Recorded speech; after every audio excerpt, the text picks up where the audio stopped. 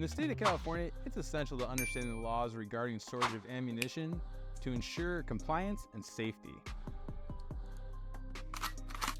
California law requires that all ammunition be stored in a manner that prevents access by unauthorized individuals, especially children and prohibited persons. Ammunition must be stored in a locked container that is difficult to break open. By adhering to these storage regulations, firearms owners can help prevent unauthorized access and ensure the safety of their communities.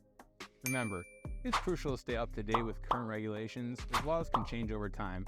Due to the ever-changing landscape of the California Penal Code, it's always recommended to consult with the official Department of Justice or a legal professional for the most accurate and up-to-date information regarding ammunition storage laws in California. Your freedom is our #1 priority, so if you've been arrested for a firearms charge in California, DM me for a free consultation.